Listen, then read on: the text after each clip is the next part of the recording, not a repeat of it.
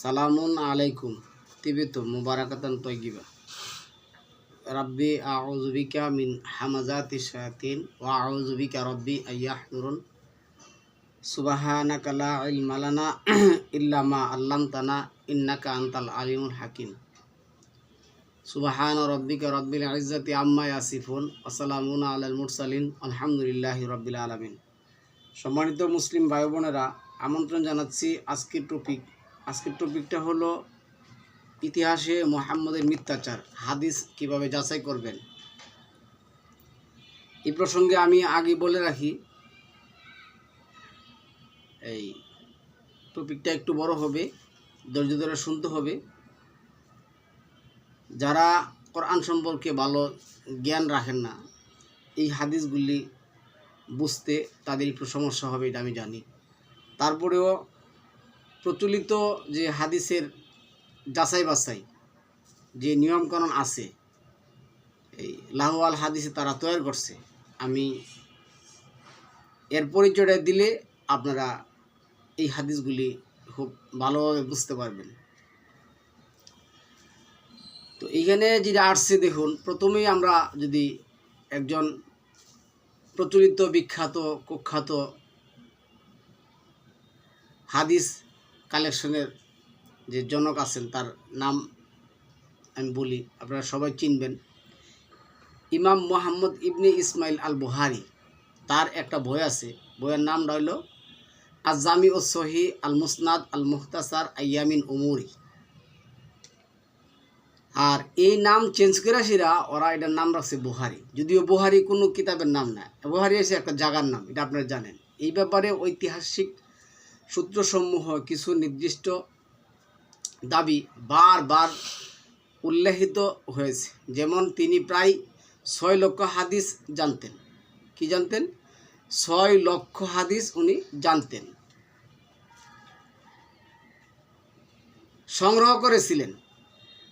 তিনি প্রায় 40 বছরেরও বেশি সময় হাদিসের জন্য সফর ও গবেষণায় কাটিয়েছেন এবং প্রায় 16 বছরে সহিহ আল বুখারী সংকলন করেছেন। এই যে সহিহ আল বুখারী, সহিহ আল বুখারী, সহিহ হলে কেমন হয়? আল্লাহু নাজ্জালা আহসানাল হাদিস, আল্লাহ কি করছেন? একটা সহিহ হাদিসের কিতাব আমাদের কাছে নাজিল করেছেন। আর ওরা বলতেছে যে সহিহ আল বুখারী, যদিও সহিহ আল বুখারী মানে একটা উজবেকিস্তানের একটা জায়গার নাম বা তাজিকিস্তানের একটা জায়গার নাম, যাই হোক।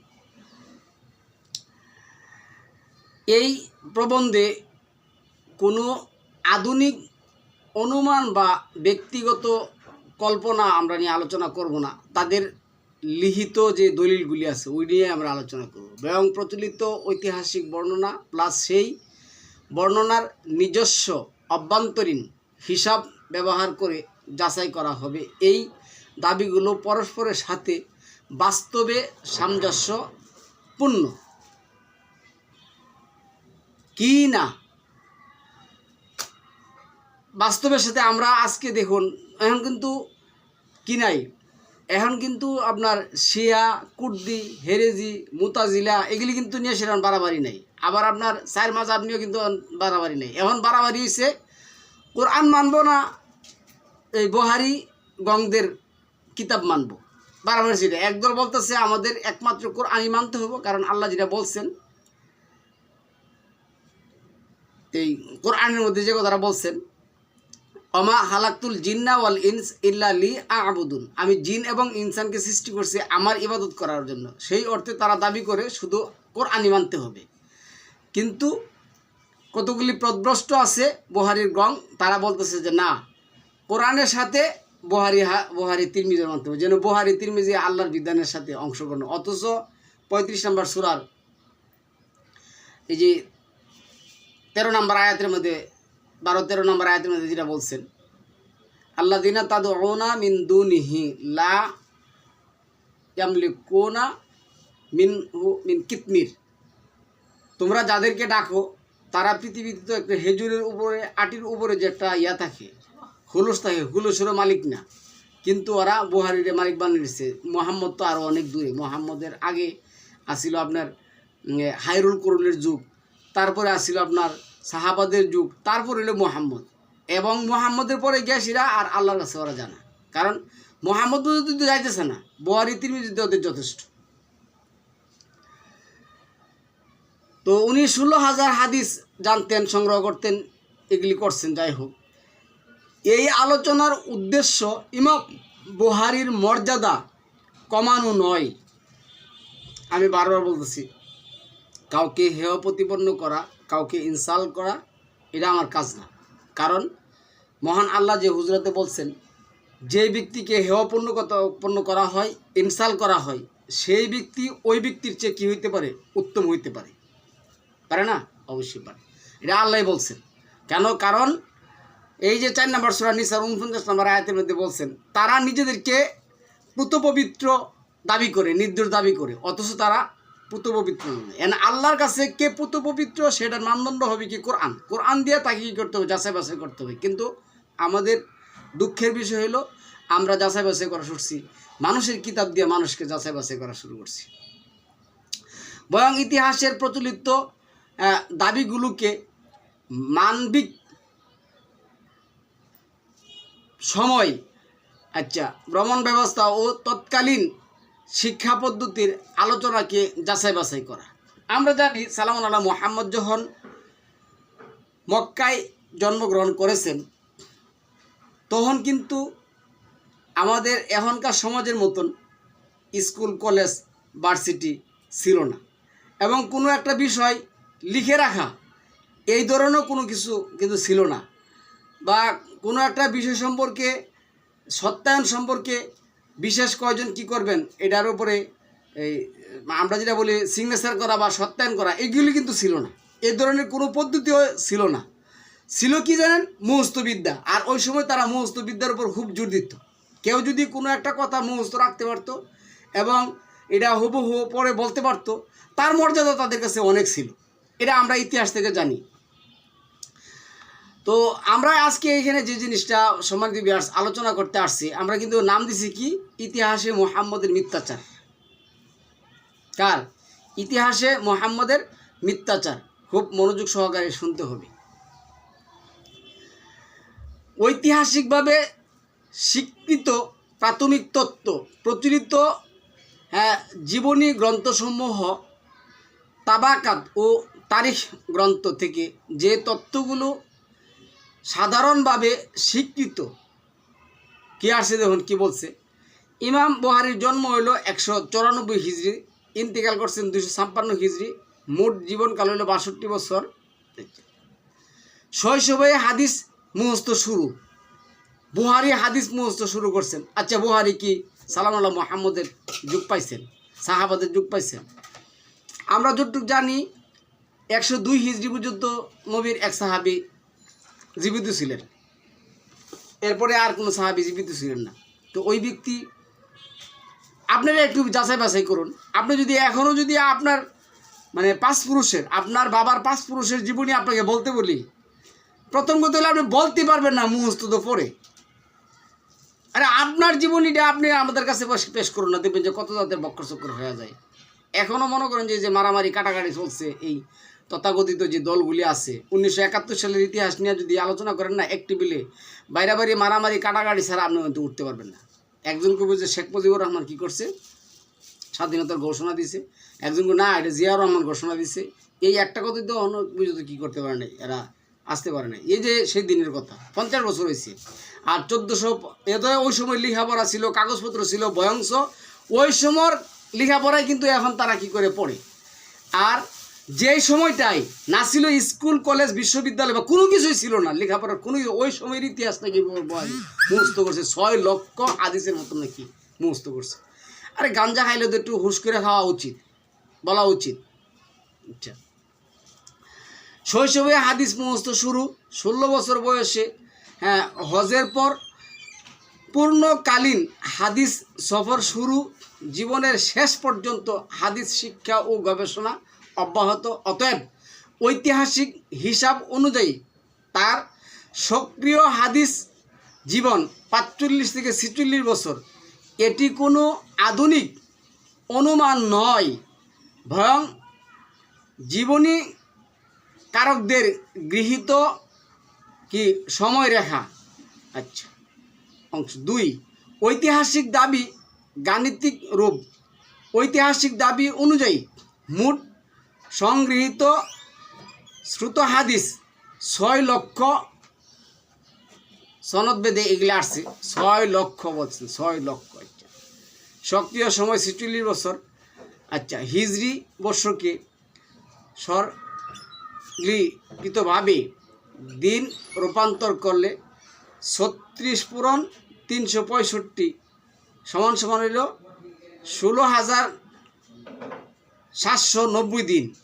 এখন ঐতিহাসিক দাবিকে তার নিজের সংখ্যার সাথে মিলিয়ে দেখলে 6 লক্ষরে যদি এতটা ভাগ দেন তাহলে 35 থেকে 36 হাদিস প্রতিদিন।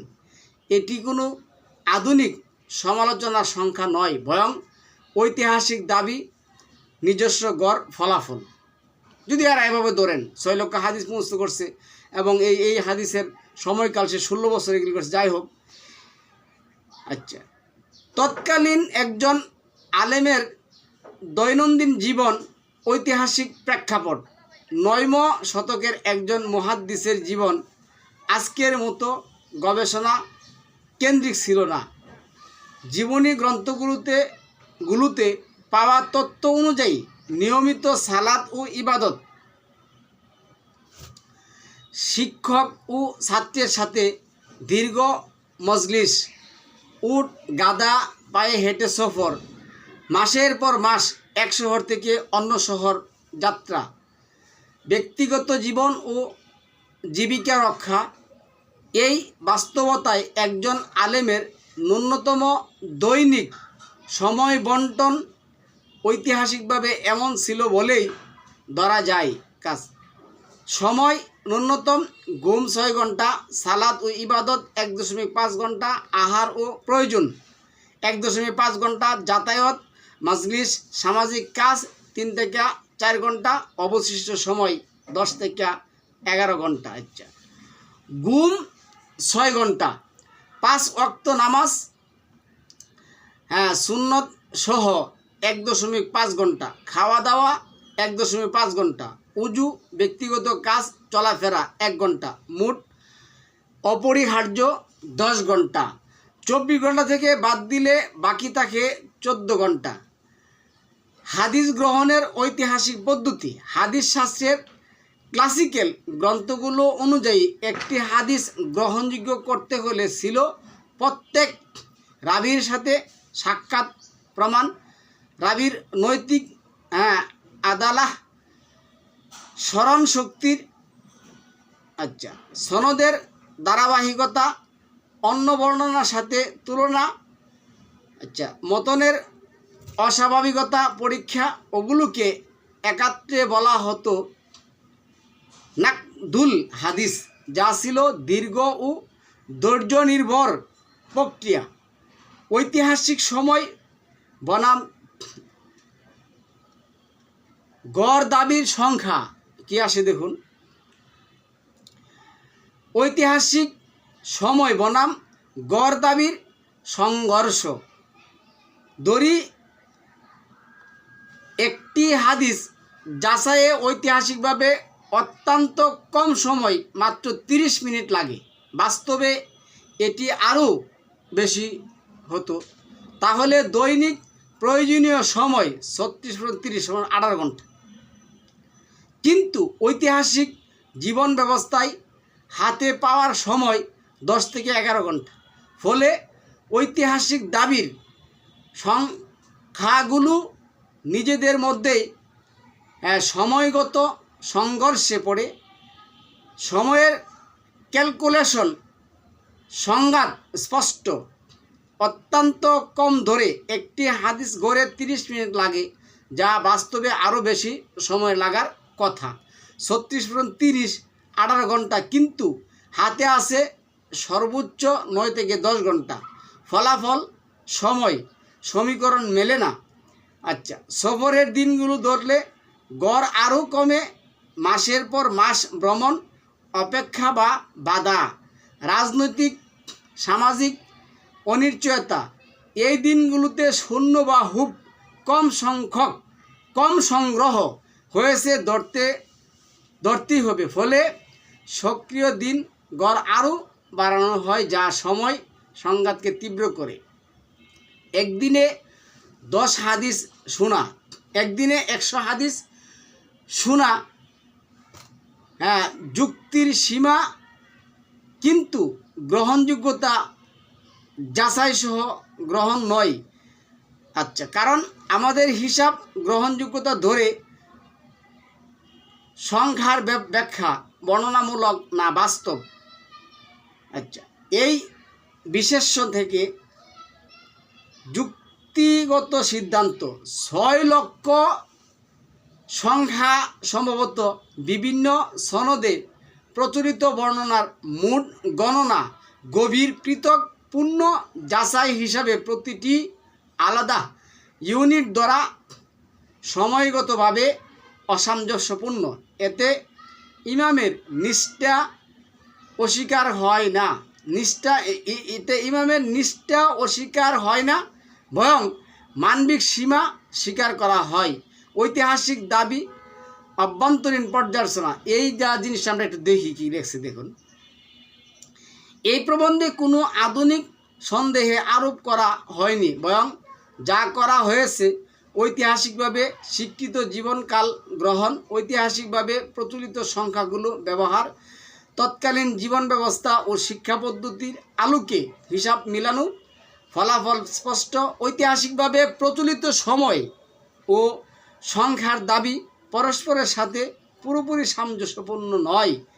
এটি ইমাম বুখারীর নিষ্ঠা বা জ্ঞান অস্বীকার করা নয়, বরং ইতিহাসের সংঘাত দাবিগুলোকে বর্ণনামূলক ডিসক্রিপটিভ হিসাবে বোঝানোর প্রয়োজনীয়তার দিকে ইঙ্গিত করে। আচ্ছা, আমি একসময় ফাজাইল আমল পড়তাম। ফাজাইল আমলের দেখবেন যে আপনার ইয়ার ছাপা, ওই যে তাবলিগ জামাতের কাকলাইট ছাপা 78 পৃষ্ঠার মধ্যে দেখবেন যে জয়নাল আবেদিন নামে এক ব্যক্তি ছিল, সে প্রতিদিন 1000 রাকাত নফল নামাজ পড়তো। এটা সফরে গেলেও পড়তো। এটা কি কোরআনের অনুযায়ী জায়েজ? যাই হোক, এখন যে হাদিসগুলি ওরা কালেকশন করছে, এই হাদিসগুলি থেকে আমরা একটু হাদিস পড়ব সম্মানিত ভিউয়ার্স। প্রথমে আসি, এটা 1572 নম্বর হাদিস। আবু হুরায়রা রাদিয়াল্লাহু থেকে বর্ণিত। তিনি বলেন, নবী সাল্লাল্লাহু আলাইহি সাল্লাম তার মায়ের কবর জিয়ারত করেন, তিনি কান্নাকাটি করেন এবং তার সাথে লোকদেরকেও কাঁদান। অতঃপর তিনি বলেন, আমি আমার রবের নিকট তার জন্য ক্ষমা প্রার্থনা অনুমতি চাইলে তিনি আমাকে অনুমতি দেননি। আমি আমার রবের নিকট তার কবর জিয়ারতের অনুমতি চাইলে তিনি আমাকে অনুমতি দেন। অতএব তোমরা কবর জিয়ারত করো, কেননা তা তোমাদেরকে মৃত্যুর কথা স্মরণ করিয়ে দেবে। কবর জিয়ারতের কথা আল্লাহ কোরআনে কোথাও বলেন। বয়ংশ 35 নম্বর সূরার আয়াত যদি দেন 18 থেকে 22 যদি দেখেন, এখানে আসছে কি, হে নবী, যারা কবরে শহীদ তুমি তাদেরকে শোনাতে পারবে না, তোমার রব চাইলে শোনাতে পারবেন। এই হাদিস কোরআনের সাথে কন্ট্রাডিকশন। 7227 নম্বর হাদিস, বানর প্রসঙ্গ। আবু কোরাইব মোহাম্মদ ইবনে আলাহ আবু হুরায়রা থেকে বর্ণিত। তিনি বলেন, বাদুর মানুষের বিকৃত প্রাণী। নিদর্শন হলো এই যে এদের সামনে বকরির দুধ রাখলে তারা তা পান করে, আর উটের দুধ রাহা হলে তারা তার একটু স্বাদ গ্রহণ করে না। 3562 নম্বর হাদিস, ইসলামিক ফাউন্ডেশন, ইসলামী হাদিস নং হইল 3849। ওমর ইবনু মাইমুন রাদিয়াল্লাহু আনহু বর্ণিত। তিনি বলেন, আমি জাহিলিয়াতের যুগে দেখেছি একটি বানরী ব্যভিচার করার কারণে অনেকগুলো বানর একাত্র হয়ে প্রস্তর নিক্ষেপ তাকে হত্যা করল। তখন আমিও তাদের সাথে পাথর নিক্ষেপ করলাম। এক বানর আরেক বানরের সাথে কি করছে? জেনা করছে। এই কারণে ওরা অন্য বানররা বিচার করছে কিভাবে তাকে পাথর মারে মারে আনিকে। ওইখান থেকে কিন্তু এই হাদিস আসছে, মানুষ জেনা করলে পাথর মারতে হবে। 24 নম্বর সূরার 1 নম্বর আয়াত রয়েছে, 4 নম্বর 3 নম্বর আয়াত কি করছে ভাই? কোরআনে না নাই? আচ্ছা, 32 তোমাদের কেউ যখন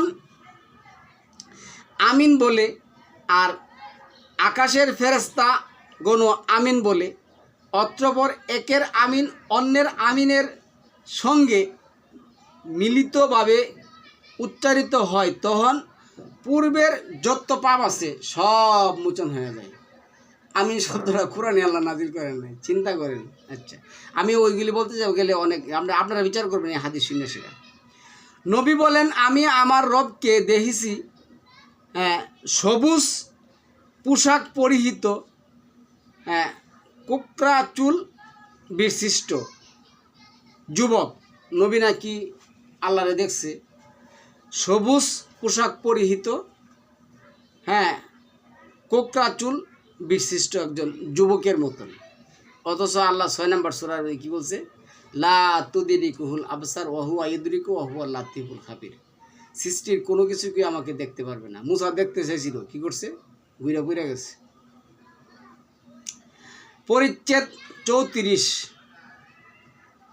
বুজা নামক স্থান কুপ্রসঙ্গ।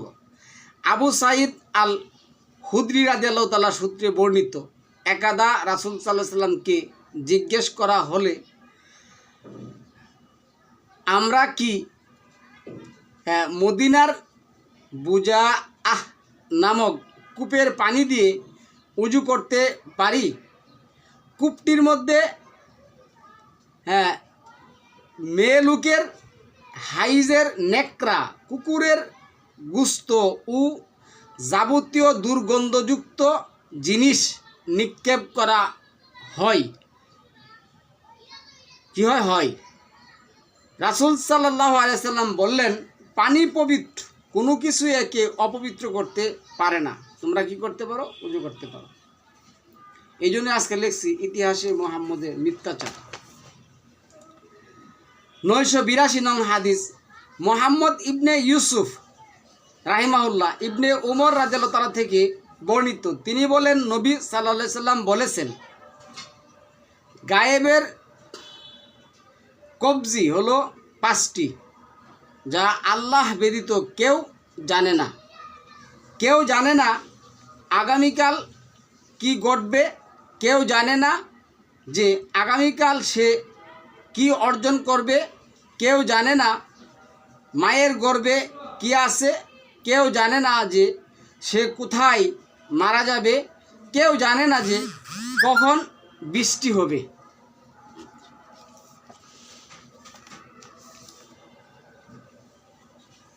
তাওহীদ পাবলিকেশন, বুখারী শরীফ 3য় খণ্ড 2797 নং হাদিস। আবু হুরায়রা রাদিয়াল্লাহু তাআলা হতে বর্ণিত, তিনি বলেন, নবী সাল্লাল্লাহু আলাইহি সাল্লামকে আমি বলতে শুনেছি যে, সেই সত্তার কসম যার হাতে আমার প্রাণ, যদি মুসলিমদের এমন একটি দল না থাকতো যারা যুদ্ধ থেকে বিরত থাকতে পছন্দ করে না এবং যাদের সকলকে সওয়ারি দিতে পারে না বলে আশঙ্কা করতাম, তাহলে যারা আল্লাহর রাস্তায় যুদ্ধ করেছে আমি সেই ক্ষুদ্র দলটির সঙ্গী হওয়া থেকে বিরত থাকতাম না। সেই সত্তার কসম যার হাতে আমার প্রাণ, আমি পছন্দ করি আমাকে যেন আল্লাহর রাস্তায় শহীদ করা হয় অথবা জীবিত করা হয়, অথবা জীবিত করা হয়, অথবা শহীদ করা হয়, আবার জীবিত করা হয়, পুনরায় শহীদ করা হয়, আবার জীবিত করা হয়, আবার শহীদ করা হয়।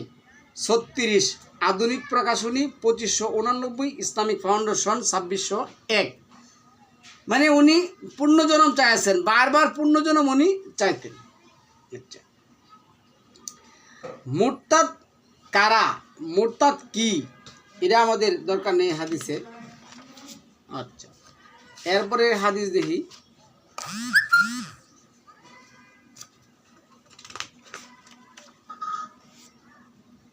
হ্যাঁ, এইখানে হাদিস কি, নবী মুহাম্মদের হত্যাকারীকে, এই হাদিস দেখি। এটা হইল 1379 পেজ, হায়াতুল কুলুব। হায়াতুল কুলুব কি লেখছে দেখুন। খাইবারের বিষক্রিয়ার মুহাম্মদ যখন অসুস্থ হয়ে পড়েন, তখন তাকে আয়েশা এবং হাফসা সালামুন আলা মুহাম্মদকে ঔষধ খাওয়াতেন। জাফর সাদিক বর্ণনা করেন যে আয়েশা এবং হাফসা মনে করেছিলেন নবী মুহাম্মদে চলে গেলেন আলীর কাছে। যাই হোক, এটা ওরা এনে আসছে, অনেক কিছু আসছে। তো আয়েশা আর হাফসা এই চিকিৎসার দায়িত্ব পাইলেন। এটা আরেকটা হাদিস আছে, আমরা সামনে বলবো। এটা এখানে বানায় বলার দরকার নেই, আয়াত আছে, সুন্দর হাদিসে আছে। আরেকটা আসুন, বুখারী শরীফ তাওহিদ ফাউন্ডেশন 421, আনাস বিন রাদিয়াল্লাহু তাআলা আনহু হতে বর্ণিত, তিনি বলেন নবী সাল্লাল্লাহু আলাইহি সাল্লামের নিকট বাহরাইন হতে কিছু সম্পদ এলো। তিনি বলেন, ওগুলো মসজিদে রেখে দাও। আল্লাহর রাসূল সাল্লাল্লাহু আলাইহি সাল্লামের নিকট এই যাবৎ যত সম্পদ আনা হয়েছে, তার মধ্যে এই সম্পদ ছিল সবচেয়ে বেশি। রাসূল সাল্লাল্লাহু আলাইহি সাল্লাম সালাতে চলে গেলেন এবং এর দিকে দৃষ্টি দিলেন। সালাত শেষে এসে তিনি সম্পদের নিকট গিয়ে বললেন, তিনি যাকেই দেখলেন কিছু না কিছু সম্পদ কী করলেন, দিয়ে দিলেন। ইতিমধ্যে আব্বাস রাদিয়াল্লাহু তাআলা এসে রাসূল সাল্লাল্লাহু আলাইহি সাল্লামকে বললেন, হে আল্লাহর রাসূল, আমাকেও কিছু দিন, কারণ আমি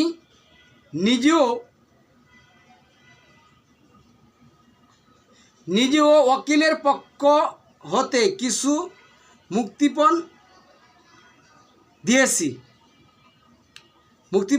দিয়েছি। আল্লাহর রাসূল সাল্লাল্লাহু আলাইহি সাল্লাম বললেন, নিয়ে যান। অতঃপর কাপড় ভরে নিলেন এবং উঠার চেষ্টা করলেন, কিন্তু তিনি উঠতে পারলেন না। আব্বাস রাদিয়াল্লাহু তাআলা আনহু আল্লাহর রাসূল সাল্লাল্লাহু আলাইহি সাল্লামকে অনুরোধ করলেন, কাউকে বলেন আমাকে সাহায্য করতে। তিনি কাউকে বললেন না, তিনি এটা করলেন না। তখন আব্বাস রাদিয়াল্লাহু তাআলা আনহু আল্লাহর রাসূল সাল্লাল্লাহু আলাইহি সাল্লামকে অনুরোধ করলেন, তাতেও আল্লাহর রাসূল সাল্লাল্লাহু আলাইহি সাল্লাম করলেন না। তারপরে আব্বাস রাদিয়াল্লাহু তাআলা আনহু তা থেকে কিছু না নিয়ে নিলেন এবং তা নিয়ে উঠতে সক্ষম হলেন এবং বেরিয়ে গেলেন। আল্লাহর রাসূল সাল্লাল্লাহু আলাইহি সাল্লাম তার এই লুপ দেখে এতই বিস্মিত হয়েছিলেন, তিনি আব্বাস রাদিয়াল্লাহু তাআলার দিকে তাকিয়ে থাকলেন যতক্ষণ না তার চেহারা আড়াল হলো। তাহলে আব্বাস রাদিয়াল্লাহু তাআলা আনহু কী করলেন, যেই লুপ করলেন, তিনি একজন লুবি ছিলেন। আবার এই ইতিহাসে যখন হুনাইনের যুদ্ধে যখন এই হুনাইনবাসী যখন নবী মুহাম্মদের উপরে আক্রমণ করলেন, তখন কি করলেন, একমাত্র আব্বাস এবং আবু সুফিয়ান ছাড়া আর মুহাম্মদ ছাড়া বাকি যা ছিল, ওমর, উসমান, আলী, যত সাহাবা দেখেন 12,000 সাহাবা ছিল, সব পালাইছে। তখন আব্বাস রাদিয়াল্লাহু তাআলা আনহু নাকি ডাকলেন, কোথায় খন্দকের সাথীরা, কোথায় উহুদের সাথীরা, কোথায় বদরের সাথীরা আসলেন। কিন্তু সালাম আলা মুহাম্মদ সামনের দিকে আগিয়ে চললেন, আর আবু সুফিয়ান কি করলেন, সালাম আলা মুহাম্মদের হচ্ছরে ধরে রাখলেন আর বললেন, এইবার বুঝি সালাম আলা মুহাম্মদ শেষই হয়ে যাবেন। আর মুহাম্মদ বললেন, আনা নাবিয়িনা কাজ্জাব, আনা ইবনে আব্দুল মুত্তালিব, আমি নবী মিথ্যা নয়, আমি মুত্তালিব বংশের লোক, মুত্তালিব বংশের লোকেরা যুদ্ধক্ষেত্র থেকে পালাই না, বাকি সব পালাই গেছে। ওই আব্বাস রাদিয়াল্লাহু ছিলেন আর ইয়া ছিলেন কি জানে আবু সুফিয়ান ছিলেন। ওই আব্বাস রাদিয়াল্লাহু তারা এই হাদিসের কি বানাইছেন, লুবি বানাইছে। বুখারী শরীফ পঞ্চম খণ্ড 2631, ওই একই হাদিস আবু হুরায়রা রাদিয়াল্লাহু বর্ণিত। তিনি বলেন, খায়বার বিজয়ের পরে রাসূল সাল্লাল্লাহু আলাইহি সাল্লাম সেখানে অবস্থানকালে আমি সেখানে গিয়েছিলাম। আমিও তার কাছে গিয়ে বললাম, ইয়া রাসূলুল্লাহ, আমাকেও গনিমতের অংশ দিন। তখন সাঈদ ইবনে আসের কোনো এক পুত্র বলে উঠল, ইয়া রাসূলুল্লাহ, তাকে অংশ দিবেন না। আবু হুরায়রা রাদিয়াল্লাহু তাআলা আনহু বললেন, সে তো ইবনে কাউকালের হত্যাকারী। তা শুনে সাঈদ ইবনে আসের পুত্র বলেন, ডান পাহাড়ের পাদদেশ থেকে আমাদের কাছে আগত বিড়াল মাসি জন্তুটি। আবু হুরায়রা কি বললেন? ডান পাহাড়ের পাদদেশ থেকে আসা আমাদের কাছে বিড়াল মাসি জন্তুটি। আবু হুরায়রা বললেন জন্তু, হাদিস। জন্তুটি সেই ব্যক্তির কথা আশ্চর্য বোধ করেছিল। সে আমাকে এমন একজন মুসলিমকে হত্যার দায়ে অভিযুক্ত করেছে, যাকে আল্লাহ তাআলা আমার হাত সম্মানিত করেছেন এবং যার দ্বারা আমাকে লাঞ্ছিত করেননি। আব্বাস রাদিয়াল্লাহু আনহু বললেন, পরে তাকে অংশ দিয়েছিলে কিনা তা আমাদের জানা নাই। সুফিয়ান রাদিয়াল্লাহু তাআলা আনহু বলেন, আমাকে সাঈদ রাদিয়াল্লাহু তাআলা আনহু তার দাদার মাধ্যমে আবু হুরায়রা রাদিয়াল্লাহু থেকে হাদিসটি বর্ণিত করেছেন। আবু আব্দুল্লাহ ইমাম বুখারী বলেন, সাঈদ ইবনে ইয়াহিয়া হলেন ওমর ইবনে ইয়াহিয়া ইবনে সাঈদ ইবনে ওমর ইবনে সাঈদ ইবনে আস। পাইছেন? আচ্ছা, গেল হাদিস। তারপরে আসুন, ওই যে জাফর সাদিক ফাতে মাকে বলেন, হে আয়েশার বেটি, তোমার মা কি আমাদের চেয়ে অনেক কিছু না কি? সে তো আমাদের মতোই একজন মহিলা। এরিও আছে, হায়াতুল কুলুবের মধ্যে আসছে। যাই হোক, এরপরে হাদিসটা আমরা দেখি। ইসলামে নবী মুহাম্মদের পবিত্রতা দেখুন কেমনে। আল্লাহ 5 নম্বর সূরা 6 নম্বর আয়াতের মধ্যে, 4 নম্বর সূরা 43 নম্বর আয়াতের মধ্যে কীভাবে পবিত্রতা অর্জন করলেন, কী করলে কী হবে সব বলে দিছে। আর এরা কি বলছে শুনুন। সহিহ বুখারী 1 খণ্ড তাওহীদ ফাউন্ডেশন 155 আবু হুরায়রা রাদিয়াল্লাহু আনহুতে বর্ণিত। তিনি বলেন, নবী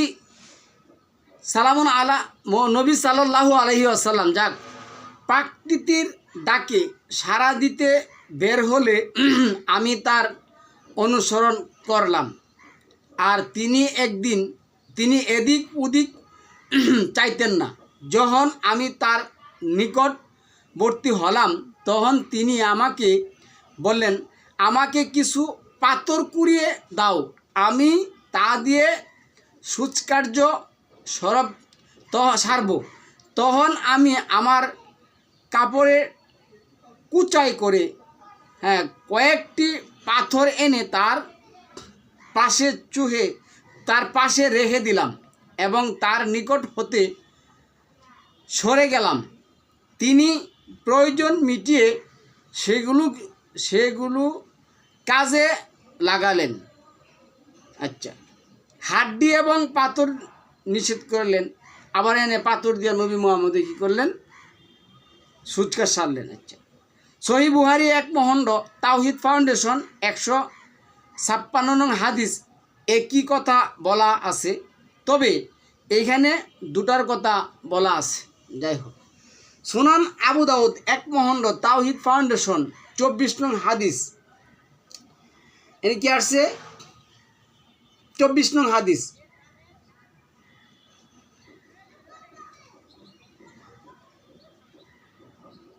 হ্যাঁ হুমাম, আচ্ছা কি লিখছে, হাকাম হাকাইমাহ বিন্তু উমাইমা, হাকাম বিন্তু উমাইয়ামা বিন্তু রুকাইয়াহ তার মা থেকে বর্ণনা করেন, তিনি বলেন নবী সাল্লাল্লাহু আলাইহি সাল্লামের একটি কটুর পাত্র ছিল, কাঠের পাত্র ছিল, সেটি তার হাটের নিচ থাকত, রাতের বেলায় তিনি তাতে প্রস্রাব করতেন। এটা হইল কোন সুনান আবু দাউদ একমহণ্ড তাওহিদ ফাউন্ডেশন 24 নং হাদিস। কাঠের পাত্রের মধ্যে, কাঠের পাত্রটা ঘরে রাখতো, এটার মধ্যে কি করতো নবী রাতে প্রস্রাব করতো। জানি না, এগুলি আপনারা শুনেন, শুধু বিচার মার্জনা করার। মুসলিম শরীফ একমহণ্ড ইসলামিক ফাউন্ডেশন 561 নং হাদিস, ইয়াহিয়া ইবনে ইয়াহিয়া রাদিয়াল্লাহু তাআলা আনহু, আলকামা রাদিয়াল্লাহু তাআলা ও আসওয়াদ রাদিয়াল্লাহু তাআলা বর্ণিত, একবার এক ব্যক্তি আয়েশা রাদিয়াল্লাহু তাআলা আনহার মেহমান হলো। অতঃপর সকালে সে তার কাপড় ধুতে লাগলো। তখন আয়েশা রাদিয়াল্লাহু তাআলা আনহু বলেন, তুমি যদি কাপড়ে তা বীর্য দেখতে পাও তবে তোমার জন্য শুধু সেই জায়গাটা ধুয়ে ফেলাই যথেষ্ট হবে, আর যদি তা না দেহ তবে তা আশপাশে পানি ছিটিয়ে দিবে। আমি তো রাসূলুল্লাহ সাল্লাল্লাহু আলাইহি সাল্লামের কাপড় থেকে তা নখ দিয়ে ভালো করে খুঁটে ফেলতাম, মানে খুঁচে ওড়াই। অতঃপর তিনি তা পরে সালাত আদায় করতেন। মুসলিম শরীফ ইসলামিক ফাউন্ডেশন 562 নং হাদিস, উমর ইবনে হাফসা ইবনে গিয়াস রাদিয়াল্লাহু তাআলা আনহু আয়েশা রাদিয়াল্লাহু তাআলা থেকে বীর্য সম্পর্কে বর্ণিত, তিনি বলেন, আমি তা বীর্য রাসূল সাল্লাল্লাহু আলাইহি সাল্লামের এর কাপড় থেকে নখ দিয়ে হুটে ফেলতাম। এটি আপনি 9 নম্বর সূরার 108 নম্বর আয়াত, 5 নম্বর সূরার 6 আর 4 নম্বর সূরার 43 নম্বর আয়াত দেখেন। এনে গেছে মাজমুয়ে হির, এটা হলো 1058 নং হাদিস, ইবনে কাসির 5 মহণ্ড। এটা মাজমুয়া হির 1058 নং হাদিস, ইবনে কাসির 5 নং হাদিস। আবু দাউদ এর 44 নং হাদিস, আবু হুরায়রা রাদিয়াল্লাহু তাআলা আনহু সূত্রে বর্ণিত, নবী সাল্লাল্লাহু আলাইহি সাল্লাম বললেন কি এই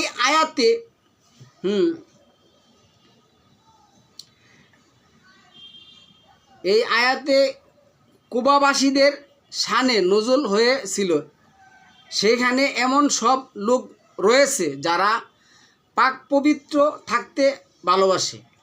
কুবাবাসীরা পানি দিয়ে পবিত্রতা অর্জন করতেন, তাই তাদের শানে এই আয়াত নাজিল অবতীর্ণ হয়েছে। ওই যে 9 নম্বর সূরা তওবার যে আয়াতগুলি আছে, তো রাসূল সাল্লাল্লাহু আলাইহি সাল্লাম বলছেন পানি দিয়া। এখন তো আমাদের ঈদের সাক্কা না বানাইলে ঈদ দিয়া 40 কদম 20 কদম 50 কদম হাঁড়াহাঁড়ি না করলে হয়ই না। আচ্ছা, নবী মুহাম্মদের মিরাজ 250 নং লাহওয়াল হাদিস, জুবাইর ইবনে আবু বকর আন মোহাম্মদ বিন তারেক থেকে বর্ণিত, আমি এবং মুজাহিদ দেখা করার জন্য আল জারানা নামক একটি জায়গাতে, তারপর মসজিদুল আকসা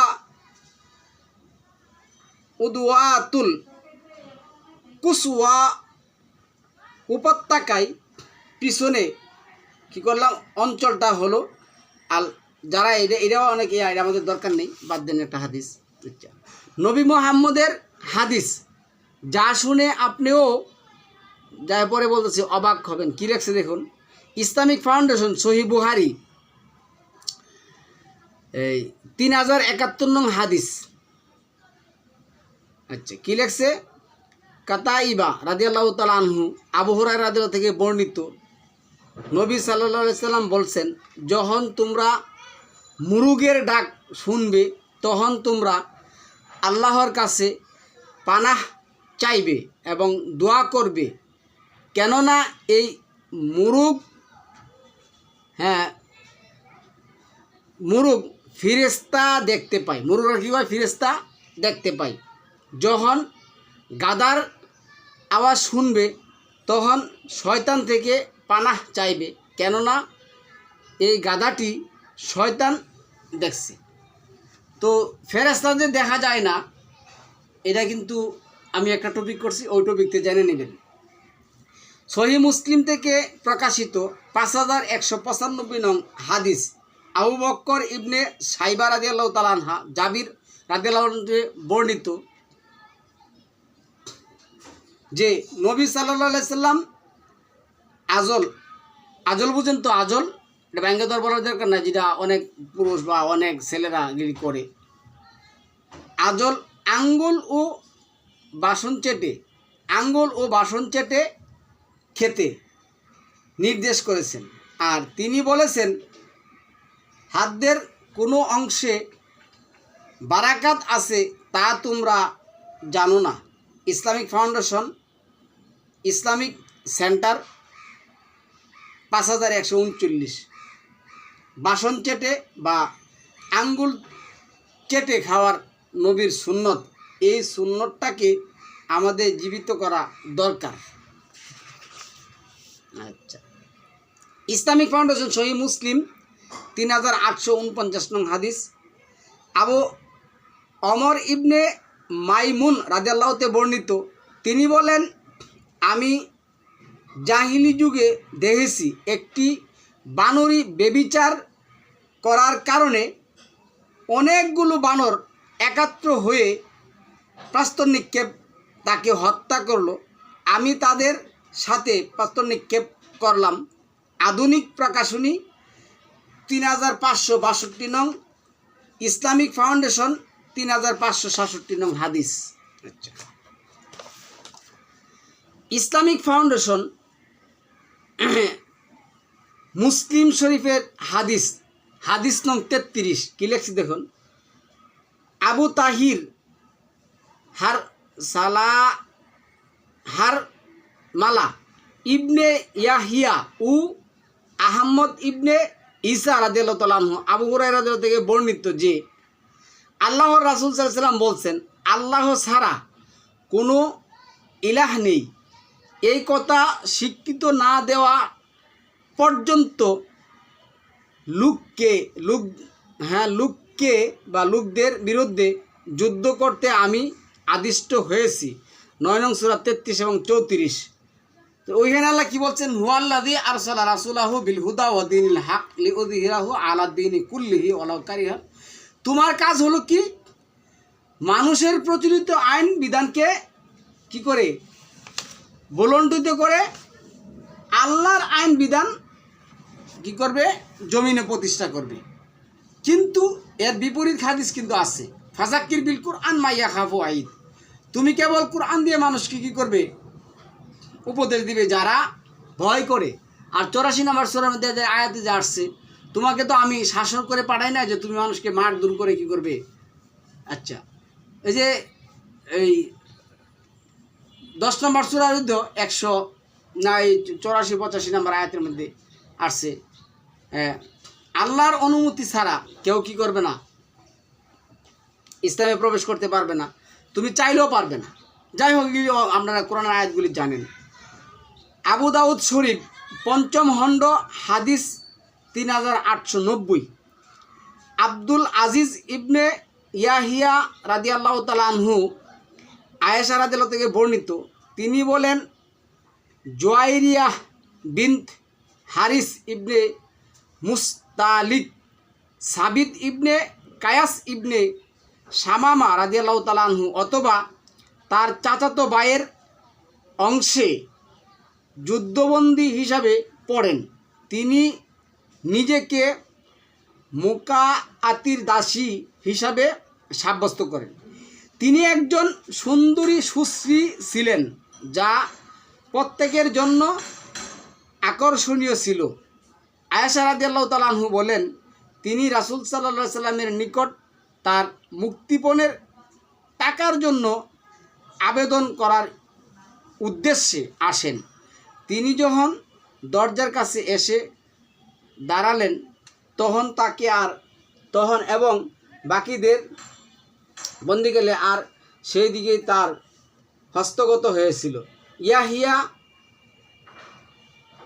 বলেন যে আমার মনে হয় তিনি বলছেন জুয়াইরিয়া কিংবা নিশ্চিত রূপে বলছেন হারিসের কন্যা। বর্ণনাকারী বলেন এই হাদিস আমাকে আব্দুল্লাহ ইবনে উমর রাদিয়াল্লাহু তাআলা আনহু বর্ণনা করেছেন। তিনি তখন সেনাদের মধ্যে উপস্থিত ছিলেন। এই হাদিসটার এখানে একটা অংশ আছে, ওই মুক্তিপণের টাকার জন্য আবেদন করার উদ্দেশ্যে আসেন। তিনি যখন দরজার কাছে উপস্থিত হন তখন মুহাম্মদ দেখেন, দেখে সেটা কি বললেন, বিয়ার দিলেন।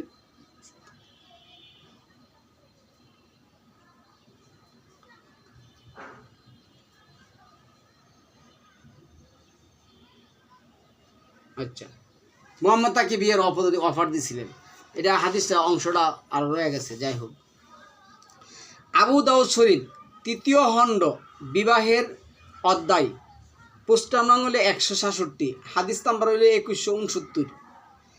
আল কানাবি ইবনে মুহাইবিয় হতে বর্ণিত, তিনি বলেন আমি মসজিদে নববীতে প্রবেশ করে সেইখানে আবু সাঈদ হুদরি রাদিয়াল্লাহু তাআলাকে দেখতে পাই। আমি তার নিকট উপবেশন করে তাকে আয়ল সম্পর্কে আবু সাঈদ রাদিয়াল্লাহু তাআলা আনহু বললেন, আমি বনু মুত্তালিকের যুদ্ধের সময় রাসূল সাল্লাল্লাহু আলাইহি ওয়াসাল্লামের সাথে বের হই, তখন আমাদের হাতে আরবের বনু মুত্তালিকের গোত্রের কিছু মহিলা বন্দী হয়। কিছু মহিলা কি হয়? বন্দী হয়।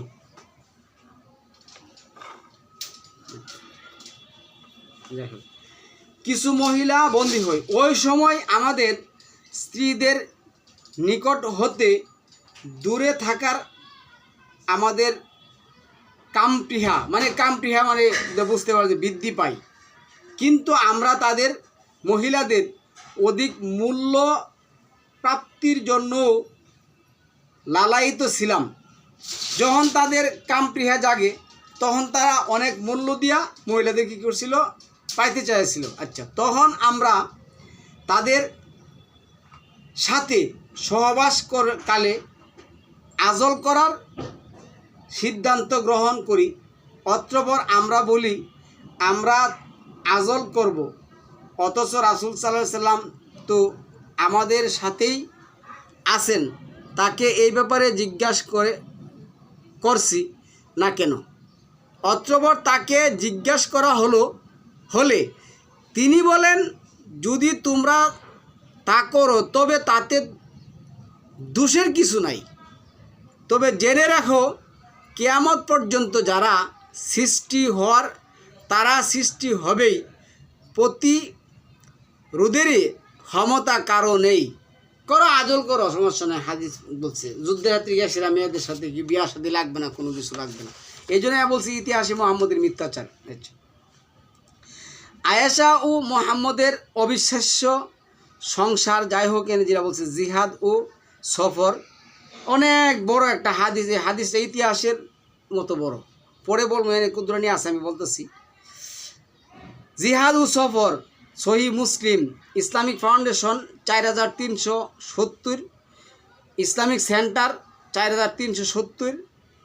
ইয়াহিয়া ইবনে ইয়াহিয়া তামিমি রাদিয়াল্লাহু তাআলা আনহু ইবনে আওয়ান রাদিয়াল্লাহু তাআলা আনহু হতে বর্ণিত, তিনি বলেন আমি নাফি রাদিয়াল্লাহু তাআলা আনহুকে একথা জানতে চেয়ে পত্র লিখলাম যে যুদ্ধের পূর্বে বিধর্মীদের প্রতি বিধর্মীদের প্রতিদিনের দাওয়াত দেওয়া প্রয়োজন কিনা? ইবনে আওন বললেন, তখন তিনি আমাকে লিখলেন যে এই প্রথা ইসলামের প্রারম্ভিক যুগে ছিল। রাসূল সাল্লাল্লাহু আলাইহি সাল্লাম বনু মুস্তালিকের উপর অতর্কিত আক্রমণ করলেন, এমন অবস্থা যে তাদের পশুদের পানি পান করানো হচ্ছিল। তিনি তাদের যোদ্ধাদের হত্যা করলেন, যোদ্ধাদের হত্যা এবং বাকিদের বন্দী করলেন। আর সেই দিনই তার হস্তগত হয়েছিল। ইয়াহিয়া বলেন যে আমার মনে হয় তিনি বলছেন জোয়াইরিয়া কিংবা নিশ্চিত রূপে বলছেন হারিসের কন্যা। বর্ণনাকারী বলেন এই হাদিস আমাকে ওমর রাদিয়াল্লাহু আনহু কী করলেন, বর্ণনা করলেন। এরপরে আসুন আরও হাদিস কয়েকটা বলি।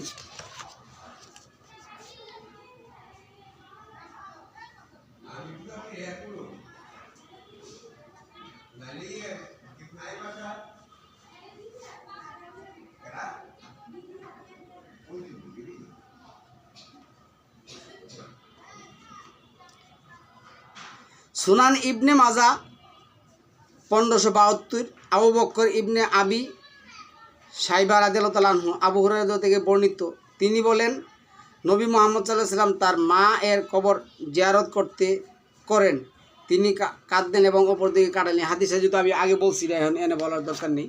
তারপরে আসুন স্ত্রীর সাথে ব্যবহার, এইটা হাদিসে না আসছে।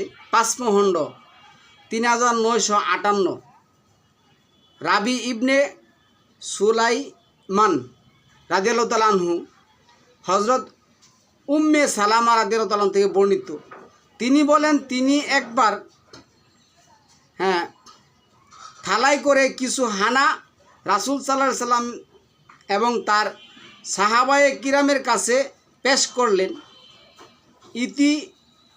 ইত্যাবসরে হযরত আয়েশা রাদিয়াল্লাহু তাআলা আনহু চাদর জড়িয়ে আসলেন। তার হাতে একটি পাথর ছিল, পাথরটি দিয়ে থালাটি ভেঙে দিল। রাসূল সাল্লাল্লাহু আলাইহি সাল্লাম থালার ভাঙা টুকরা দুটি একত্র করলেন এবং বললেন তোমরা খাও, তোমাদের মাতার আত্মমর্যাদা বোধ লেগেছে। এই কথাটি দুইবার বললেন।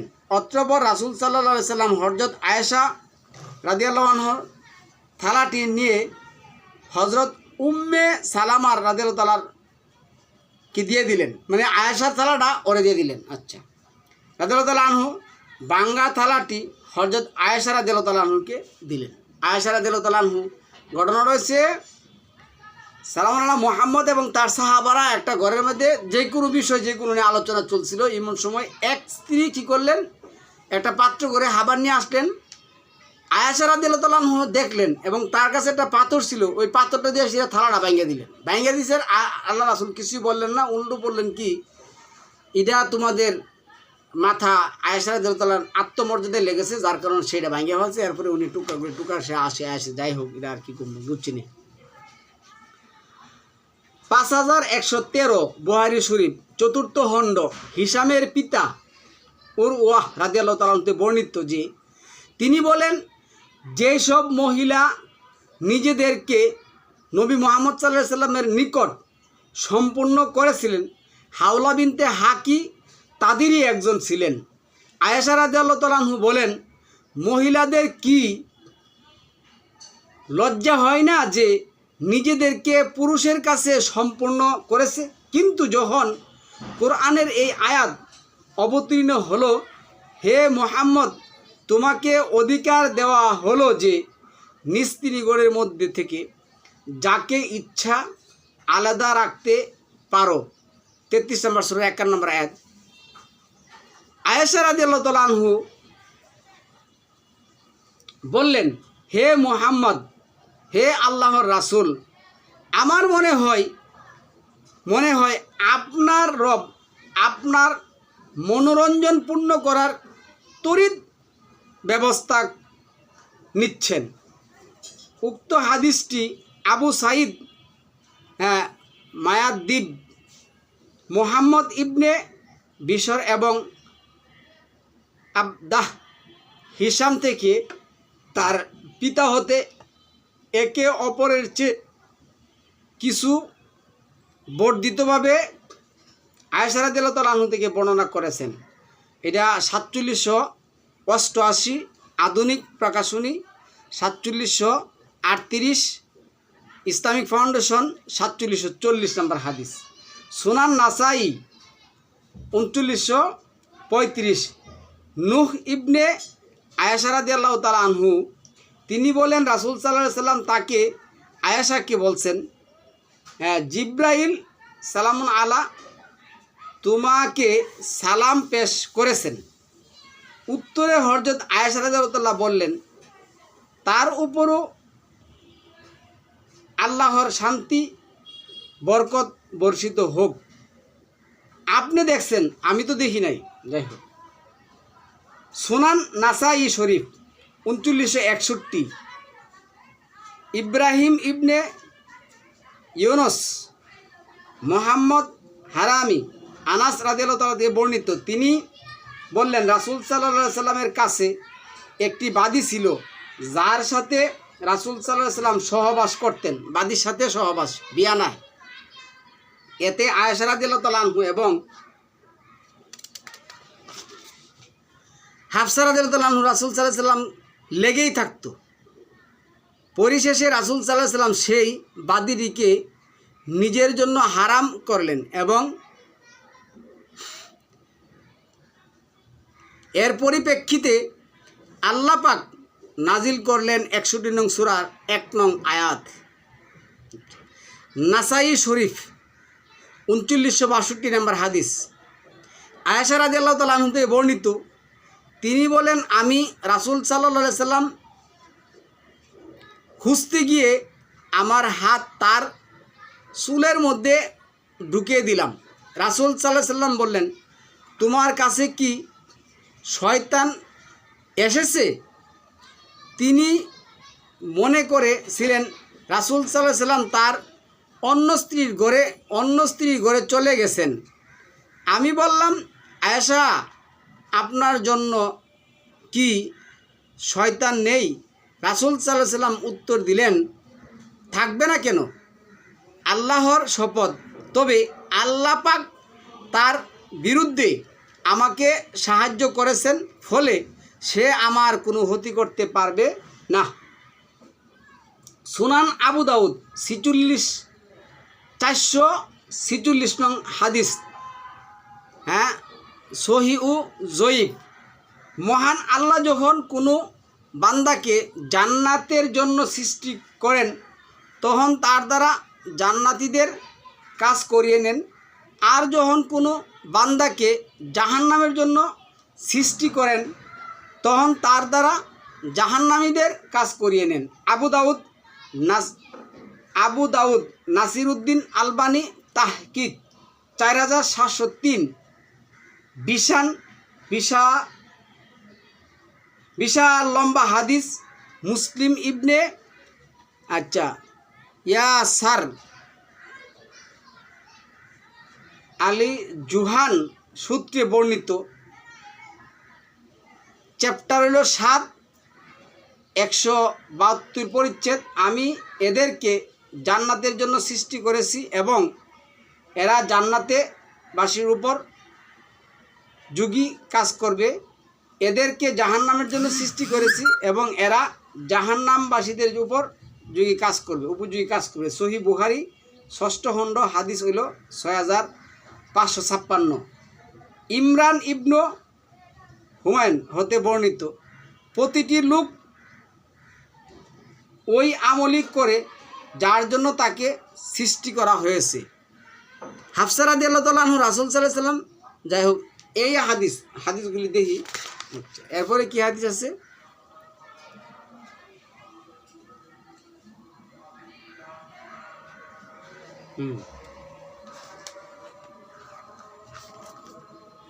এরপরে এখানে আসুন।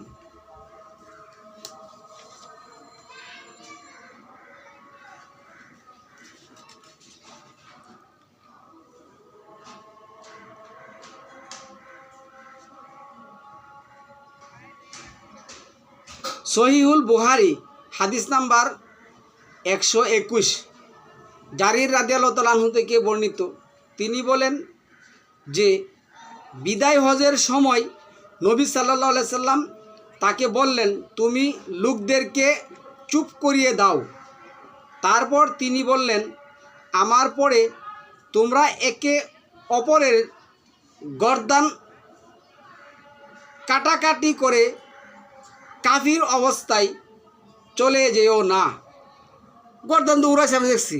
আবু বকর রাদিয়াল্লাহু তাআলা আনহু খলিফা, নবী সাল্লাল্লাহু আলাইহি ওয়াসাল্লামের রাসলাই খেয়ে খলিফা হওয়ার জন্য ব্যস্ত, এবং ইন্দোনেশিয়া আনসার এবং মুহাজিরদের মধ্যে কী যে ঘটনা। উমর রাদিয়াল্লাহু তাআলা আনহু আবু বকর রাদিয়াল্লাহু তাআলার পইয়া নিয়ে আসিরা, এই পক্ষ নিয়ে আসিরা ফাতেমার ঘরে আগুন, ফাতেমাকে লাত্তি, ফাতেমার সন্তান হন, ফাতেমার সন্তানের মায়ের, আলী রাদিয়াল্লাহু তাআলার গর্দান উঠে আলীদেরকে দৈরা নিয়ে যাওয়া, জুবায়ের তালহারে মায়ের দৌড় করা, কত তৈরি করছেন। এরপর উসমান রাদিয়াল্লাহু তাআলা মারছেন, আলী রাদিয়াল্লাহু তাআলা মারছেন, কত কিছু তো জানেন আপনারা। 6405, 7080, মুসলিম এক মহণ্ড 29 হাদিস নাম্বার হচ্ছে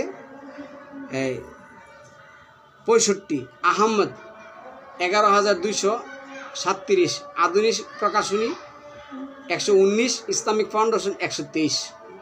ওহির গৃহে আক্রমণ। আমি এই ব্যাপারে সমস্ত উক্তি আহলে সুন্নত ওয়াল জামাতের গ্রন্থ সমূহ হতে উল্লেখ করব, যাতে এই বিষয়টি পরিষ্কার হয়ে যায় যে হযরত ফাতেমা জোহরা রাদিয়াল্লাহু তাআলা আনহার গৃহে সম্মানহানি ও পরবর্তী সম্মানহানি এই জন্য ঘটনা ঘটলে জিরে আসছে, ঐতিহাসিকভাবে অকট্য সত্য, এবং এটি কোনো অসত্য ঘটনা নয়। এটা তো অনেক বড় হাদিস। এটা আমি যেটা বলছিলাম মুস্ত ইবনে আবি সাইবা ও তার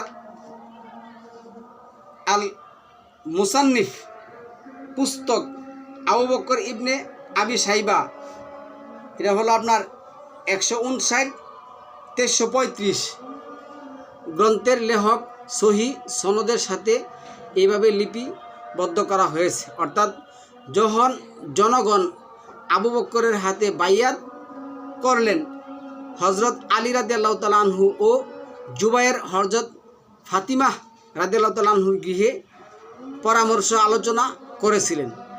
এই খবর উমর ইবনে হাত্তাব কর্ণগোচরে পৌঁছল। অতঃপর সে ফাতেমা রাদিয়াল্লাহু তাআলা গৃহে এসে বললেন, হে নবীর পত্নী, আমার প্রিয়তম ব্যক্তি,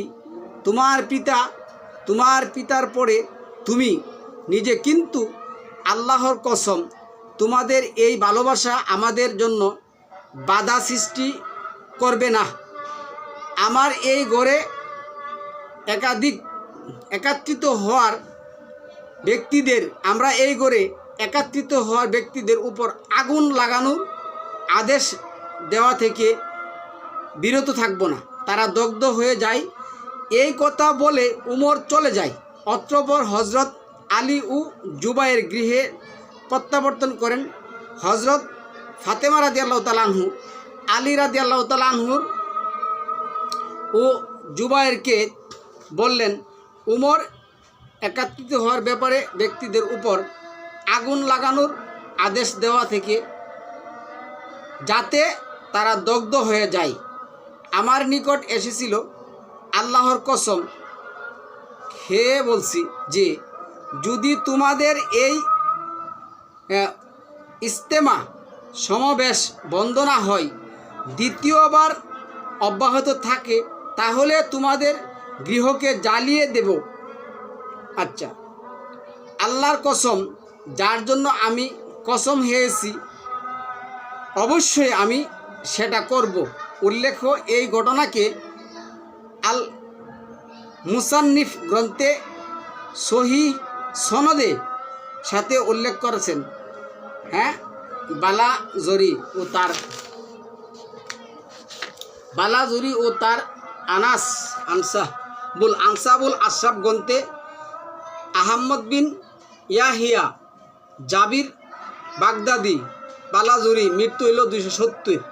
বিখ্যাত লেখক মহান ঐতিহাসিক এই ঘটনাকে নিজের গ্রন্থে আনসাবুল আশরাফ এইভাবে উল্লেখ করেছেন, অর্থাৎ আবু বকর হযরত আলী রাদিয়াল্লাহু তাআলা আনহুর বায়াত নেওয়ার জন্য লোক পাঠায়, কিন্তু আলী রাদিয়াল্লাহু তাআলা আনহু অস্বীকার করার ফলে ওমর আগুনের ফলতে নিয়ে আসলো। দ্বারেই হযরত ফাতেমা রাদিয়াল্লাহু তাআলা আনহুর সঙ্গে সাক্ষাৎ হয়। হযরত ফাতেমা রাদিয়াল্লাহু তাআলা বললেন, হে হাত্তাবের পুত্র, আমি তো দেখছি তুমি আমার ঘর জ্বালানোর পরিকল্পনা নিয়েছো। উত্তরে উমর বললেন, হ্যাঁ, তোমার পিতা যার জন্য প্রেরিত হয়েছে সেই কাজের সহযোগিতা ছাড়া অন্য কিছু নয়, আর এটা তা থেকে গুরুত্বপূর্ণ। ইবনে কুতাইবা ও তার আল ইমামত ওয়াসিয়াত গ্রন্থে বিখ্যাত ঐতিহাসিক আবদুল্লাহ বিন মুসলিম বিন কুতাইবা দিনওয়ারি 212 এবং 276 তিনি সাহিত্যিকদের অন্যতম প্রধান ও ইসলামী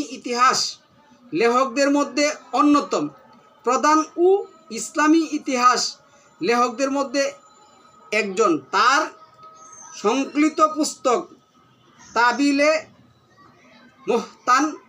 মুহতালাফুল হাদিস ও আদাবুল কাতির ইত্যাদি তিনি তার আল ইমামত ওয়াসওয়াত গ্রন্থে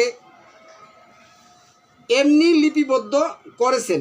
অর্থাৎ উমর একদিন লোকদের সাথে হযরত ফাতিমা রাদিয়াল্লাহু তাআলা আনহুর গৃহে এসে ঘরের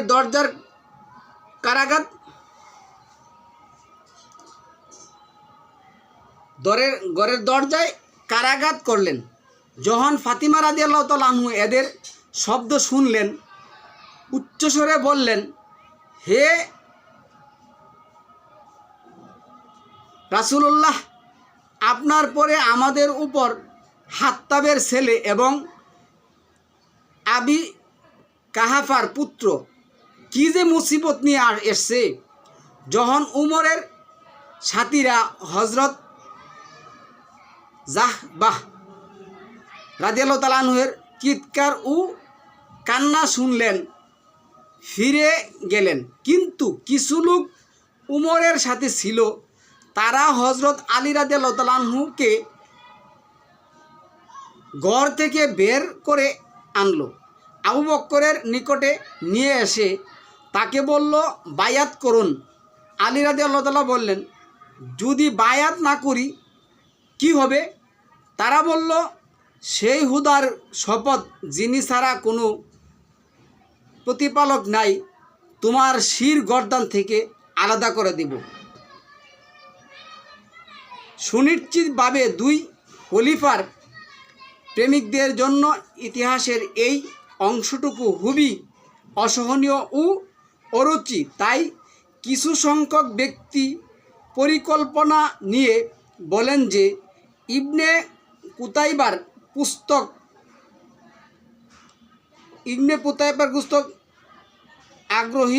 অগ্রহণীয়।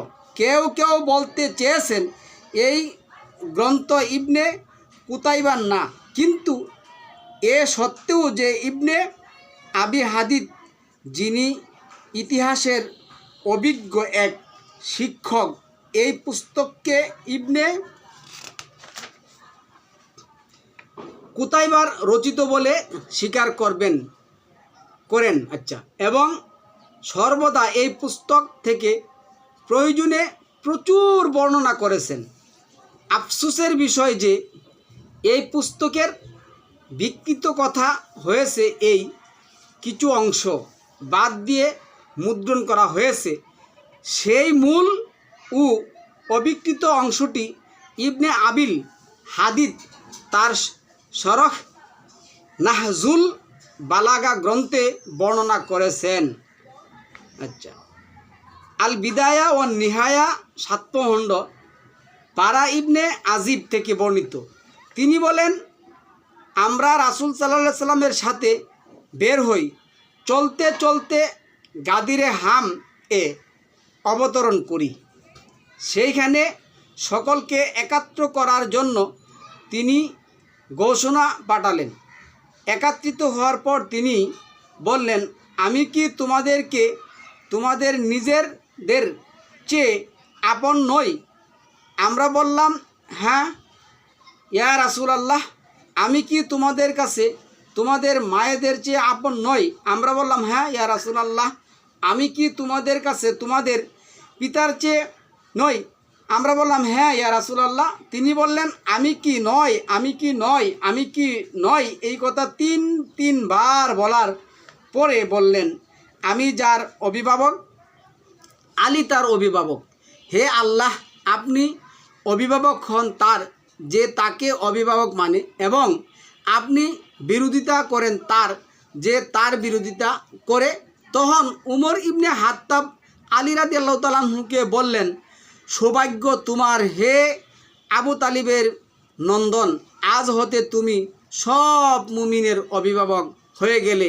এই যদি হয় তাহলে রাসূল মরার পরে আবু বকর কীভাবে প্রথম খলিফা হয়, আর আবু বকর কীভাবে উমর রাদিয়াল্লাহু তাআলা আনহুকে ফাতেমার ঘরে পাড়ায় সেরা ফাতেমারে দরজায় লাথি দিয়ে ভাঙিয়ে সেরা ফাতেমার সন্তানকে খুন করে ফাতেমাকে হত্যা করে। ফাতেমাও কীভাবে বলা যায়, ওসিয়ত করা যায় যে আমি মারা গেলে আবু বকর এবং উমর জানি কিনা করতে পারে, আমার জানাজায় অংশগ্রহণ করতে পারে। আমি রাতে মারা গেলে, রাতে যখন মারা গেলাম তখনই তোমরা কী করো জানিয়ে দিয়ে দিও। আচ্ছা, এই 18 জিলহজ তারিখ ছিল গাদিরে হাম। তখন আল্লাহ পাক 5 নং সূরার 3 নং আয়াত নাজিল করেন। আবু ইয়ালা বলেন কুতন ইবনু বাশির আবদুল্লাহ ইবনু আনাস থেকে বর্ণিত। তিনি বলেন, রাসূল সাল্লাল্লাহু আলাইহি সাল্লামকে হাদিয়া হিসাবে হাজাল পানি ভুনা রুটি ও অন্যান্য খাদ্য সরবরাহ করা হয়। তখন তিনি দোয়া করলেন, হে আল্লাহ, আপনার কাছে সর্বদা প্রিয় ব্যক্তিকে আমার নিকট এনে দিন, যাতে সে আমার সাথে এই খানার অংশগ্রহণ করতে পারে। তখন আয়েশা রাদিয়াল্লাহু তাআলা আনহু দোয়া করলেন, হে আল্লাহ, আমার পিতাকে এই সুযোগ দিন। হাফসা বললেন, হে আল্লাহ, আমার পিতাকে এই মর্যাদায় দান করুন। আনাস বললেন, আমি দোয়া করলাম, হে আল্লাহ, সাদ ইবনে উবাইদাকে এই সম্মানের অধিকারী করুন। আনাস বললেন, এই সময় আমি দরজার শব্দ করতে শুনতে পাই।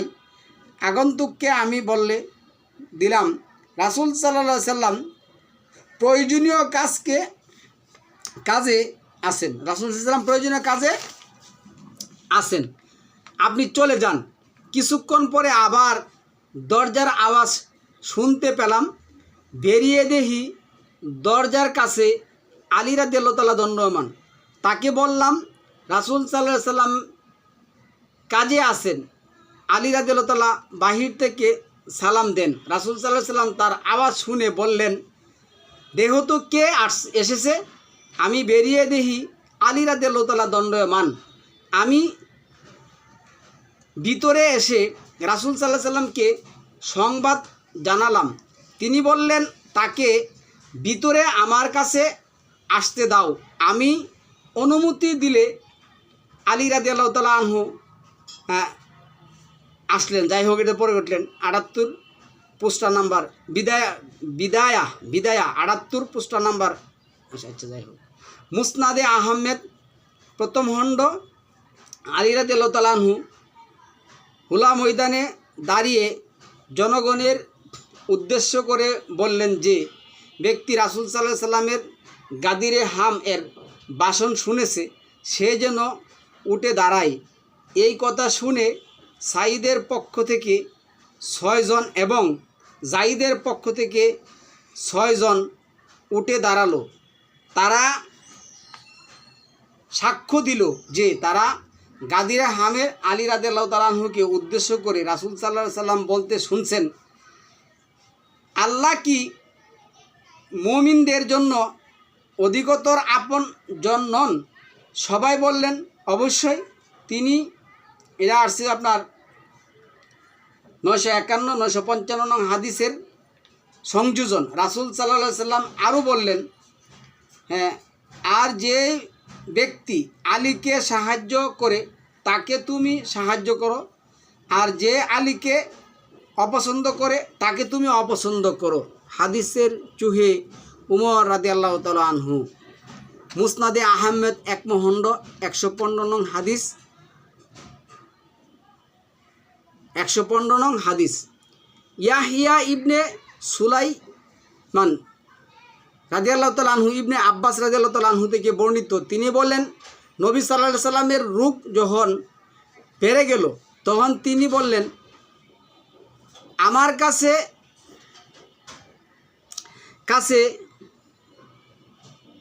কাগজ কলম নিয়ে এসো, আমি তোমাদের এমন কিছু লিখে দিব যাতে পরবর্তীতে তোমরা আর ভ্রান্ত না হও। উমর রাদিয়াল্লাহু তাআলা বললেন, নবী সাল্লাল্লাহু আলাইহি সাল্লামের রূপ যন্ত্রণা প্রবল হয়ে গেছে, এমতো অবস্থায় কিছু বলতে বা লিখতে তার কষ্ট হবে। আর আমাদের কাছে তো কোরআনই আছে, আল্লাহর কিতাব, যা আমাদের জন্য যথেষ্ট হবে। এতে সাহাবাগণের মধ্যে মতবিরোধ দেখা দিল এবং সুরগুল বেড়ে গেল। তখন রাসূল সাল্লাল্লাহু আলাইহি সাল্লাম বললেন, তোমরা আমার কাছ থেকে উঠে যাও, আমার কাছে ঝগড়া বিবাদ করা উচিত নয়। এই পর্যন্ত বর্ণনা করে ইবনে আব্বাস রাদিয়াল্লাহু তাআলা আনহু যে হানে বসে হাদিস বর্ণনা করেছিলেন, সে হানে থেকে এই কথা বলতে বলতে বেরিয়ে এলেন যে, হাই বিগত বিপদ, হ্যাঁ, সাংঘাতিক বিপদ রাসূল সাল্লাল্লাহু আলাইহি সাল্লাম এবং তার লেখনির মধ্যে বাধা সেধেছে। ইল অধ্যায় 42, রাত্রে ইল শিক্ষাদান এবং ওয়াজ নসিহত করা 81 পৃষ্ঠা। ফতোয়ায়ে রহমানিয়া 1 খণ্ড। মুফতি মঞ্জুরুল হক, হুজুর সাল্লাল্লাহু আলাইহি সাল্লামের দাফনের দেরি হওয়ার কারণ। দাফন নবী সাল্লাল্লাহু আলাইহি সাল্লাম সোমবার দুপুরবেলা হুজুর সাল্লাল্লাহু আলাইহি সাল্লাম ইন্তেকাল করেন। অধিকাংশের মতে মঙ্গলবার দিবাগত রাতে হুজুর সাল্লাল্লাহু আলাইহি সাল্লাম এর দেহ মুবারক সমাহিত করা হয়। কেউ মঙ্গলবার, কেউ বুধবার এর কথা উল্লেখ করেছেন। মূলত এই দেরি ও ওফাত নিশ্চিত এবং নামাজের জানাজার জন্য হয়েছে। আর এই জরুরতে যতটুকু সময় লাগে তা তো দিতেই হবে। আচ্ছা, হামাহা দাফনে কোনো বিলম্ব হয়নি, যা বিলম্ব হয়েছে দীর্ঘক্ষণ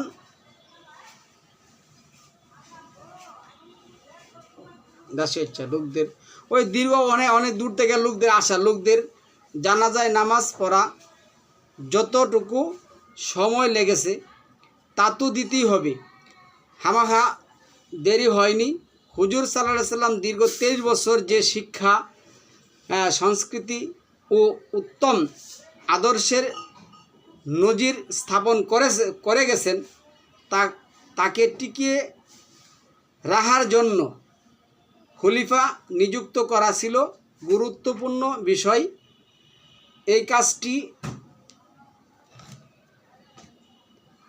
এই কাজটি সমাধানের জন্য হযরত আবু বকর সিদ্দিক রাদিয়াল্লাহু তাআলা আনহু, হযরত উমর রাদিয়াল্লাহু তাআলা আনহুর নেই বড় বড় সাহাবীগণ খলিফা নির্বাচনের ব্যবস্থা থাকাই হযরত আলী রাদিয়াল্লাহু তাআলা আনহু হ্যাঁ প্রথম গনি গোসল মানে হেরা হযরত আলী রাদিয়াল্লাহু হেরা উমর এবং আবু বকর তারা গেছেন খলিফার কাজে ব্যস্ত হয়েছিল, আর আলী রাদিয়াল্লাহু তাআলা আনহু তার আত্মীয় স্বজন নিয়েছিল, তারা গোসল কাফন ইত্যাদি আঞ্জাম দেন।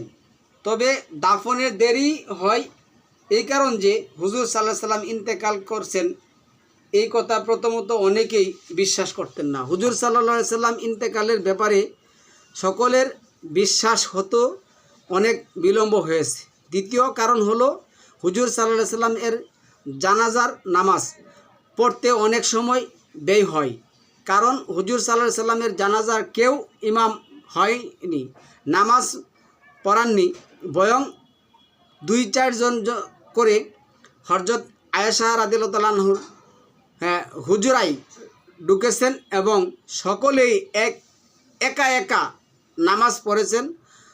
হাজার হাজার সাহাবী এভাবে অল্প জায়গায় নামাজ পড়তে অনেক সময় লেগে যায়, যার কারণে হুজুর সাল্লাল্লাহু আলাইহি সাল্লামের জানাজা পড়তে এত সমস্যা হয়। যাই হোক, সহিহুল বুখারী ও খণ্ড নাম্বার 3য় খণ্ড 3668 আনসারগণ সাকিফা বনু সাইদায়ে সাদ ইবনে উবাইদা রাদিয়াল্লাহু তাআলা আনহুর নিকট সমবেত হলেন এবং বলতে লাগলেন, আমাদের মধ্যে হতে একজন আমির হবেন এবং তোমাদের মধ্য হতে একজন আমির হবেন। উবাইদা আমির হবেন। আবু বকর রাদিয়াল্লাহু তাআলা আনহু, উমর রাদিয়াল্লাহু তাআলা আনহু, উবাইদা ইবনে জাররাহ রাদিয়াল্লাহু তাআলা আনহু এই 3 জন তাদের নিকট গমন করেছেন। আবু বকর অত্যন্ত জোরালো একটি বক্তৃতা কী করেন পেশ করেন, আর এই বক্তৃতা শুনে সেরা তাদের মধ্যে লেগে যায় হট্টগণ্ডগোল। আচ্ছা, অবস্থানের দিকে দিয়ে যেমন আরবের মধ্যস্থলে বংশগত যাই হোক ইংলিশের আবু বকর রাদিয়াল্লাহু বললেন যে আমি শুনছি আইমাতুন কুরাইশদের মধ্যে কী হবেন, নেতা হবেন, এরা আপনারা জানেন, এগুলি নিয়ে সেটা আমাদের বলার দরকার নেই। আহমদ প্রথম খণ্ড বাংলাদেশ ইসলামিক ফাউন্ডেশন দিয়ে এই কথাগুলি আছে। আমাদের মধ্যে আপনি রাসূল সাল্লাল্লাহু আলাইহি সাল্লামের প্রিয়তম ব্যক্তি এই বলে উমর রাদিয়াল্লাহু তাআলা আনহু কী করলেন, যখন এই জিনিসে হত্যাকাণ্ড লেগে গেল উমর রাদিয়াল্লাহু তাআলা ঠাস করে তরবারি নামায় সেরা আবু বকর কাছে বই যাওয়া কি বায়াত হলেন। এর মধ্যে আনসার এবং মুহাজিরদের মধ্যে অনেকেই বায়াত হওয়া শুরু করলেন, আর পরে বায়াত হলেন, যা জানেনি। সহিহুল বুখারী 3য় খণ্ড 3501 পর্ব 61 মর্যাদা গুণগত ইবনে উমর রাদিয়াল্লাহু তাআলা আনহু হতে বর্ণিত, নবী সাল্লাল্লাহু আলাইহি সাল্লাম বলেন, এই বিষয়ে খিলাফত শাসন ক্ষমতা সর্বদাই কুরাইশদের হাতে থাকবে যতদিন তাদের 2 জন লোক বেঁচে থাকবে। 7140 মুসলিম 33 পরিচ্ছেদ 1 হাদিস নাম্বার হলো 1820 আহমেদ 20976 আধুনিক প্রকাশনী 3240 ইসলামী প্রকাশন 3249 হযরত আয়েশা রাদিয়াল্লাহু তাআলা আনহু আব্বাস রাদিয়াল্লাহু তাআলা আনহু মুহাম্মদ আল আকন্দ মাওলানা মাওলানা জালালউদ্দিন সৈয়দী। যাই হোক সম্মানিত ভিউয়ার্স, আমরা হাদিসই শেষ করতে পারলাম না, 2য় খণ্ডে আমরা কি করব পরবর্তী অনুচ্ছেদ বলবো। সালামু আলাইকুম, তিবিতু মুবারাকাতুন তৈয়িবা।